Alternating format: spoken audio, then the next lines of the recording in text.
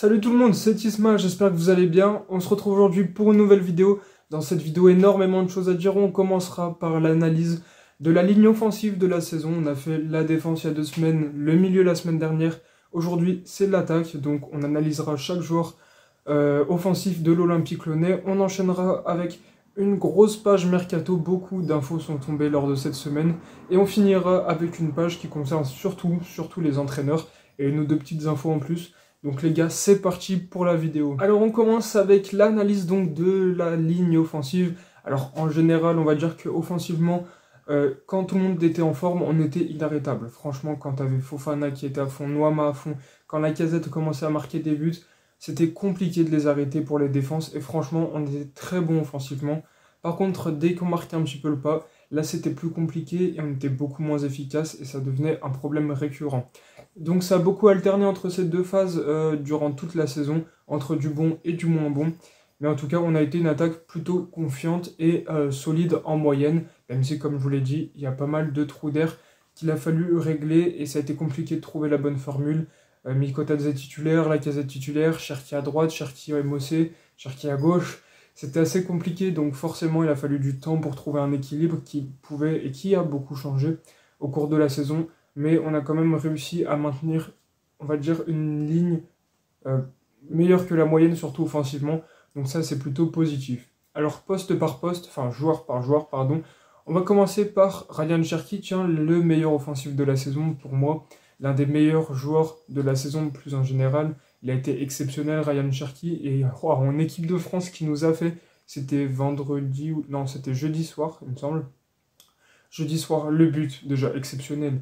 En reprise de volée, il se lève la balle, reprise de volée, qui vient détruire le gardien Unai Simon. C'était exceptionnel, mais alors, déjà que le but était génial, la passe décisive après, enfin la passe, l'avant-dernière passe, on va dire, sur le contre son camp de Viviane, pour Malo Gusto, une pépite, les gars, une pépite. Et enfin, la vraie passe décisive, cette fois le centre, pour Kolo Muani, pareil, exceptionnel, d'une précision, d'une douceur, d'une qualité, d'un toucher de balle exceptionnel. Ryan Cherki est un magicien, messieurs.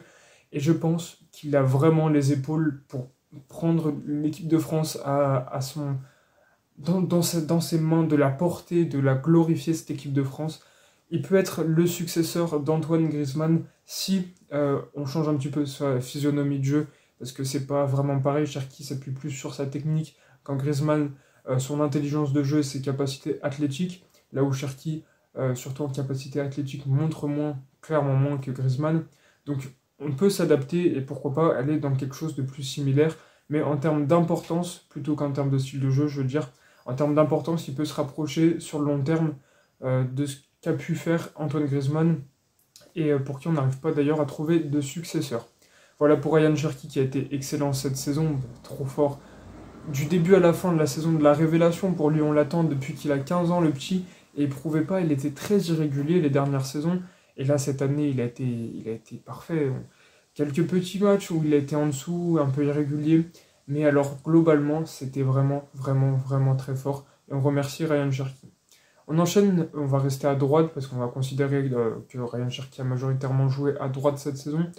Ernest Noama, c'est dommage cette blessure, parce que lui aussi commençait à se révéler. Il commençait à enchaîner des performances intéressantes, à marquer des buts, à faire la différence et à élever son niveau de jeu technique.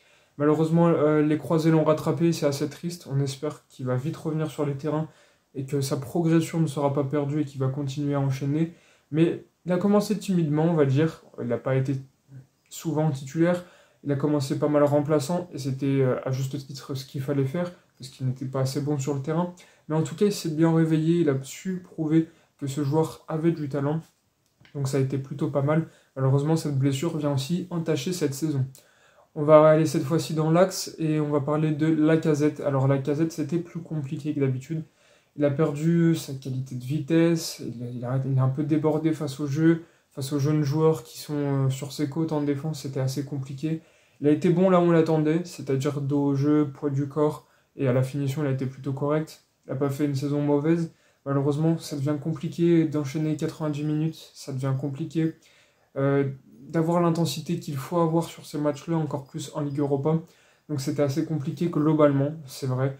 Malheureusement, heureusement, ça reste une légende. Malheureusement, Ça a été plus compliqué et là, il arrive un moment où il faut dire au revoir parce qu'il faut qu'on passe à quelque chose d'autre pour assurer une performance continue.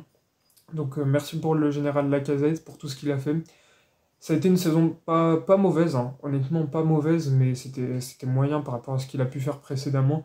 Et on sent que les affres de l'âge commencent à peser sur les épaules d'Alexandre Lacazette. Voilà pour cette saison. Ensuite, Mikotadze. Mikotadze, je trouve qu'il a été peut-être même un peu surcoté sur cette saison-là. J'entends pas mal de gens dire qu'il a réalisé une bonne saison. Je le trouve pas excellent dans le jeu. En fait, il a dû accumuler les entrées. Quelquefois, il a été titulaire, mais en étant titulaire, il n'a pas fait plus qu'un ou deux très bons matchs. Il a fait un ou deux bons matchs, j'ai plus les exemples en tête. Mais je me souviens des fois, il a dû mettre un doublé ou je sais plus exactement. C'est difficile de passer après Lacazette, donc c'est pour ça, et il a d'autres qualités que lui. Et ce sera sûrement l'avenir de l'Olympique Lyonnais à ce poste-là. J'espère qu'on le gardera, mais pour le moment, pas d'inquiétude à ce sujet-là. Donc on verra, mais en tout cas, j'ai trouvé une saison un peu trop faible par rapport à ce qu'il arrive. Alors, comme je l'ai dit, circonstances atténuantes, le temps de s'adapter à un nouveau club, le temps d'essayer de prendre le relais du flambeau de Lacazette, c'est pas facile. Donc forcément, il faut s'adapter, il faut prendre ce qu'on a à prendre. Mikotadze, c'est un joueur qui marche quand c'est la star de l'équipe, j'ai envie de dire. C'était le cas à Metz. C'est pour ça que ça n'a pas marché à l'Ajax et qu'il a fait que 6 mois, par exemple. Donc on verra l'année prochaine. Mais je l'ai trouvé trop peu présent que ce qu'il aurait dû être, ce qu'il aurait pu être aussi. Donc on espère que ce sera mieux l'année prochaine. On lui souhaite évidemment le meilleur. Dernier joueur, Fofana, les gars. Fofana, très très bon, encore une fois. Il sait exploser les défenses, même s'il a été un chouille moins bon, j'ai trouvé, en fin de saison que par rapport au début de saison. Il a été plutôt performant, toujours très agile balle au pied, techniquement c'est très fort. Et on ne sait pas s'il partira, on espère qu'il restera d'ailleurs, parce qu'on a besoin de ses qualités de vitesse, de percussion, ses qualités d'explosivité, ou encore sa qualité technique évidemment. Donc on espère juste aussi qu'il sera un peu meilleur sur le dernier geste. C'est l'un des seuls défauts que j'ai pu lui trouver. La dernière passe ou la frappe, franchement, il y a encore de la progression à faire. C'est un très jeune joueur qu'on va accompagner, qu'on va espérer retrouver la saison prochaine. Voilà pour cette analyse, les gars, de la ligne offensive. On va passer au mercato. Dites-moi juste si vous êtes d'accord avec ce que j'ai dit. Et on enchaîne, c'est parti les gars. On commence ce mercato dans le sens des départs avec notre gardien Lucas Perry qui intéresse beaucoup de monde. Alors on sait qu'en dessous de 30 millions, il n'y aura pas de départ. C'est la limite minimale, le plancher que John Textor a fixé pour son gardien brésilien. Alors Lucas Perry, les gars, il intéresse deux clubs, on ne sait pas qui, un club de Serie A et de Première Ligue. On imagine qu'en Serie A, ça peut être l'Inter Milan. C'est ce que j'ai lu dans les articles qui sont assez bien renseignés. Donc c'est possible, c'est pas sûr, comme on ne sait pas qui est le club d'ailleurs de Première Ligue. Mais en tout cas, Lucas Perry intéresse ces clubs-là, mais il faut évidemment conserver ce gardien qui a été excellent, très très bonne surprise cette saison, qui a bien pris le relais d'Anthony Lopez, qui ne nous fait pas évidemment oublier la légende qui est Anto Lopez.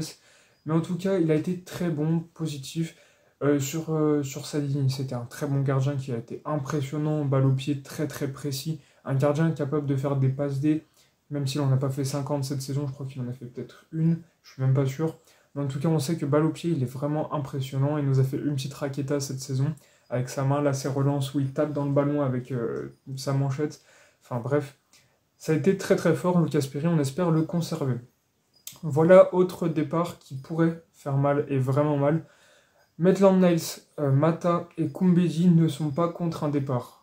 Il n'y a pas de rumeurs, il n'y a pas de clubs qui sont intéressés, qu'on sait pour le moment, mais on sait que ces joueurs ne sont pas forcément contre cette idée de s'en aller quelque part pour un nouveau projet, et c'est tout à leur honneur, c'est compréhensible.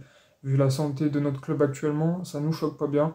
Et malgré que ces trois joueurs, je les adore, et j'ai envie qu'ils restent, et que Kumbedi éclose, que Mata garde et fasse rester... Enfin, il garantit de la sérénité dans notre défense, Mata. Je ne veux pas le voir partir et Maitland Niles, très très bon, un latéral offensif, très bon techniquement, qui sait faire la différence, et qui franchement a été d'un grand atout cette saison. Je veux voir aucun de ces joueurs partir, vraiment, c'est trois joueurs tellement importants, surtout Mata et Maitland Niles, Kumbedi un peu moins, mais ça pourrait le devenir. Moi je suis pour les garder évidemment, mais c'est normal qu'ils souhaitent s'en aller en vue de la gestion du club actuellement. Par contre, Galet Tachar, lui, il a envie de rester et de se relancer, ça c'est sûr, et personne de toute façon voudrait de lui. Donc bon courage à nous si on va recomposer une saison avec Il y a les Thatchar en défense et pourquoi pas titulaire. Bref, on en reparlera en moment venu. Dernière info sur le départ, les gars, c'est Ryan Cherki. Vous le savez, Manchester City est en pole position et on annonce un transfert à un peu plus de 30 millions d'euros. Mais il y a pas mal de choses qui rentrent en compte et la concurrence pourrait elle aussi rentrer en compte. On sait qu'Arnaud Slot est venu rendre visite à Cherki dans le sud de la France, je crois. Donc Liverpool est aussi, on le sait d'ailleurs sur le dossier Cherki, on savait que Manchester United l'était également. Le Real Madrid a envie de faire concurrence à Manchester City après cette performance exceptionnelle de notre joueur contre l'Espagne et cette connexion, on va dire, du 69 avec Barcola, certes qu'on a décrié, que je continuerai de décrier son choix d'aller au Paris Saint-Germain, qui malheureusement pour nous, ça marche bien pour lui, il est champion d'Europe, mais ça nous fait mal au cœur évidemment. Malo Gusto, pareil, on lui en veut d'être parti quand ça allait pas, enfin bref, connexion quand même entre Lyonnais et j'ai oublié Kaloulou d'ailleurs qui a été latéral droit. Voilà. Donc d'ailleurs, Malo Gusto n'a rien à envier à Benjamin Pavard et pour être vraiment la doublure de Koundé, parce que c'est un très bon joueur, Malo Gusto, qui a vraiment la place pour s'imposer aussi en équipe de France derrière Jules Koundé. Autre dossier, bref. Donc en plus de Liverpool, de Manchester City, le Real Madrid est sur Cherki. Ça fait nos affaires, ça fera monter les enchères. Et tant mieux, puisque comme ça on pourrait s'en sortir financièrement mieux. Et on espère aller pourquoi pas chercher un transfert à 40 millions d'euros qui, quand on regarde les transferts d'autres joueurs, ça fait un peu de la peine de voir cette pépite partir à ce prix-là. On parle de, je sais pas, Kliouche à 60 millions d'euros, des trucs comme ça. Alors que c'est équivalent à Ryan Cherki. Et encore Ryan Cherki pour moi est au-dessus de la Kliouche. Ou Ben Chiguir, pareil, on annonce aussi bien cher. Ben Chiguir, pareil, 70, 80 millions. Enfin, c'est assez choquant de voir ça et de voir Cherki partir pour moitié moins cher quasiment. Donc on verra et on espère que ça va faire monter les enchères, même si on aurait voulu, les gars, garder notre petit Ryan Cherki. Malheureusement, ça m'étonnerait que ça puisse se faire. Voilà pour cette partie du mercato. On va passer maintenant dans le sens des départs. Et il y a aussi beaucoup d'infos assez bizarres d'ailleurs dans le sens des arrivées, je veux dire. Pas des départs, on vient de les faire. Donc dans le sens des arrivées. Alors le mercato cette fois-ci, donc dans le sens des arrivées, on commence avec nos latérales gauche pour pallier un très potentiel départ de Nicolas Tagliafico. Nicolas Tagliafico, les gars, donc on parle notamment de Junior Firpo. Il joue à Leeds United cette saison, vous le savez, il a été, je crois, formé à la Masia. Il a fait une partie de sa carrière à Manchester United. International dominicain, je crois, il a 28 ans. Alors il est dans la force de l'âge, on va dire, il est à son prime normalement, il rentre dans son prime, 28 ans. Donc pourquoi pas le relancer après une plutôt bonne saison du côté de la Championship. Donc pourquoi pas, il est libre de tout contrat. Donc moi je suis pour, je pense que ça pourrait être une bonne alternative au départ donc du cher Nicolas Tagliafico qui a été très très bon lors de son passage à l'Olympique Lyonnais, qui malheureusement devrait se finir là et ça c'est dommage. Donc voilà, pourquoi pas, moi je pense que ça peut être une recrue plutôt pas mal. Autre arrière-gauche annoncé à l'Olympique Lyonnais, c'est Mitchell Baker. Ça me dit un peu moins, il est plus âgé je crois, je sais même plus quel âge il a, mais il doit avoir la trentaine autour de cet âge-là. Il joue à Lille cette saison, c'est un arrière-gauche qui peut dépanner en tant qu'ailier, il a joué au PSG avant. Donc moi je suis un peu moins fan du profil de Baker, même s'il a réalisé une saison assez correcte, s'il a été remplaçant non mais je veux dire joker là où il fallait, c'est-à-dire en ailier. Il a été toujours correct en Ligue des Champions, il a fait des bons matchs certes, mais ça me tente pas trop par rapport à Junior Firpo, parce que c'est parisien, parce que c'est moins excitant qu'un joueur qui a été formé à la Masia. Le profil m'attire moins, c'est vrai, c'est plus calme on va dire. Enfin, Mitchell Baker, franchement, ça me tente pas tant que ça, et je préférais justement Junior Firpo. Voilà pour ces deux petites informations-là. On enchaîne avec le montage financier que notre ami John Textor est en train de refaire avec son pote de Nottingham Forest. Bon, alors il devrait avoir comme recrue Danilo et Turner. Turner, c'est un gardien de presque 31 ans, qui aura 31 ans à la fin du mois, un gardien américain qui devrait être une doublure à l'Olympique Lyonnais. Et Danilo, c'est un milieu de terrain aux qualités, on va dire, d'intensité et athlétique, plutôt que technique, parce que techniquement, il a su faire quelques erreurs. Qui a joué 8 matchs cette saison en première ligne du côté de Forest. Il est brésilien, il a que 24 ans, mais il est inquiété déjà par les blessures en plus de ça. Pour 30 millions d'euros, voire même 35. Alors déjà, ça pique parce qu'on n'a pas l'argent et on attend forcément la DNCG avant de prendre ce genre de décision. Et on n'a pas envie notamment de se faire avoir en dépensant de l'argent pour des joueurs qui n'en valent pas 35 millions. C'est pas rien, surtout quand t'as un deuxième gardien compris dans le dossier, alors qu'on a Mathieu Patouillet qui attend que ça. Moi, j'attends aussi de voir Mathieu Patouillet prendre de l'importance dans ce groupe. Il a les qualités, il a été élu joueur de la saison du côté de Sochaux. Franchement, il faut qu'on récupère Mathieu Patouillet qui intéressera forcément d'autres clubs, peut-être en Ligue 2, je sais pas, peut-être à l'étranger, on verra.